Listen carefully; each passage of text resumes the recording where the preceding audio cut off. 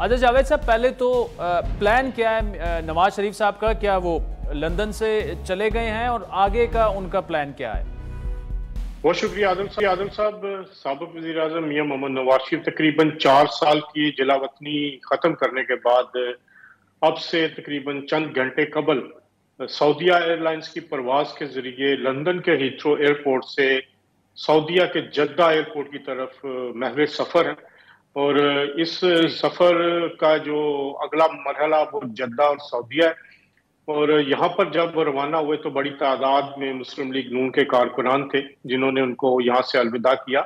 नवाज शरीफ साहब यहाँ पर उम्रा करेंगे। उम्रे के बाद ये 18 तारीख को दुबई पहुंचेंगे और वहां से 21 अक्टूबर को एक स्पेशल चार्टर्ड प्लेन के जरिए वो लाहौर तकरीबन शाम 5 बजे के करीब अल्लामा इकबाल एयरपोर्ट पर लैंड करेंगे।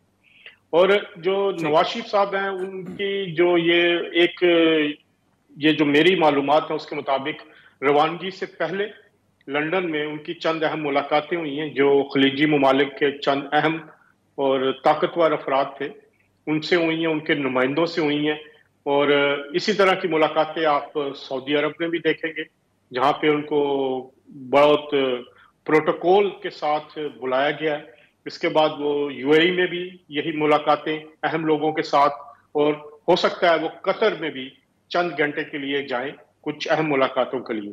तो एक पूरे इंटरनेशनल जो कह सकते हैं पर्सपेक्टिव के साथ इंटरनेशनल सिनेरियो को सामने रखते हुए और तमाम बैकिंग के साथ और तमाम जो पाकिस्तान के मुआशी हालात हैं उस हवाले से नवाज शरीफ को पता है कि वो अगर आके ना कर सके मुआशी हालात को ठीक तो उनके लिए बहुत मुश्किलात होगी। तो इसी चीजों की पहले ही पेशबंदी के तौर पर नवाज शरीफ ने काफी होमवर्क कर लिया और वो अब पाकिस्तान की तरफ रवां दवा है।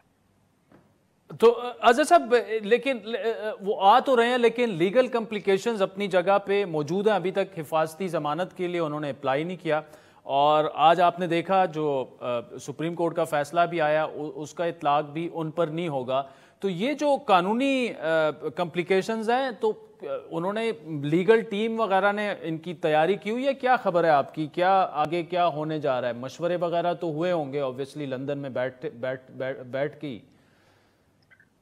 आदिल साहब, अनफॉर्चुनेटली हमारा कानूनी सिस्टम या अदालती सिस्टम इस हद तक मुतासर हो चुका है कि यहाँ पर लोगों को इंसाफ लेने के लिए कई कई साल लग सकते हैं। जो कुछ साबिक वजीर आजम के साथ उनकी बेटी के साथ पनामा के हवाले से हुआ, जिस तरह जस्टिस साकिब निसार साहब पे इल्जामात लगते हैं कि उन्होंने कानून का इस्तेमाल करते हुए स्पीडी ट्रायल के जरिए उनको नाअहल करार दिया और उनको इलेक्शन से बाहर किया, उनको जेल में भिजवाया। तो ये सारी चीजें एक मनसूबाबंदी के तहत हुई जिनके खिलाफ जस्टिस शौकत सिद्दीकी की गवाही है, अरशद मलिक साहब बोल चुके हैं और मरने से पहले वीडियोज हैं।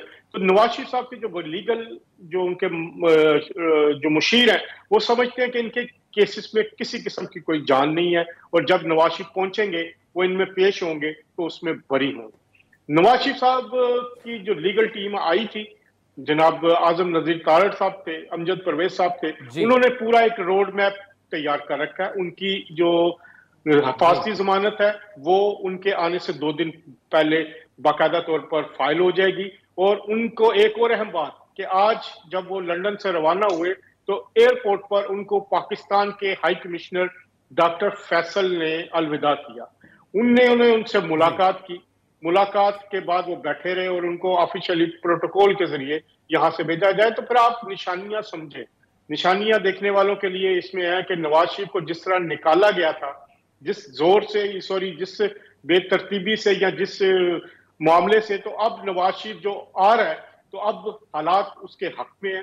ये जो आज का फैसला है वो भी जो इनके लोगों से बात हुई है इनमें भी ये कहते हैं कि उनकी जो नाअहली है वो 5 साल के लिए सुप्रीम को जो पार्लियामेंट एक्ट है उसके तहत उसे 5 साल की बाद जो है खत्म हो चुकी है, उसे खत्म हो चुकी है। तो ये लोग पूरी उम्मीद है और ये पूरी उम्मीद ये है। नवाज शरीफ साहब से जब बात भी हुई तो उनका भी जो मामला है वो बिल्कुल पुरसकून थे और बड़े उम्मीद के साथ यकीन के साथ पाकिस्तान के मुआशी हालात को बेहतर बनाने के लिए वो अब पाकिस्तान की तरफ रवां दवा। 18 तारीख को उनसे दुबई में भी मुलाकातें होंगी और उनके साथ ट्रैवल भी करूंगा। लेकिन एक बदकिस्मती है, मैं आदिल साहब आपके इस प्रोग्राम के जरिए कहता हूं कि 2007 में भी नवाज शरीफ के साथ जब मैंने ट्रैवल किया था वो जब पाकिस्तान आए थे, वो सितंबर 8 सितंबर का वो दिन था, उन्हें इसी तरह के हालात सामने थे, उन्हें एग्जाइल में रखा गया। दोबारा जुलाई 2018 में भी उनके साथ यही हुआ, जब वो पाकिस्तान पहुंचे एक मुंतखब वजीर आजम के साथ इस तरह के सलूक, और फिर अब वही आप देखें दोबारा पहिया हर 8 से 10 साल बाद घूम रहा है। और ये पाकिस्तान की एक सियासी सिस्टम, कानूनी सिस्टम की आप बदनसीबी कह सकते हैं कि लोगों को जला वतन होना पड़ा।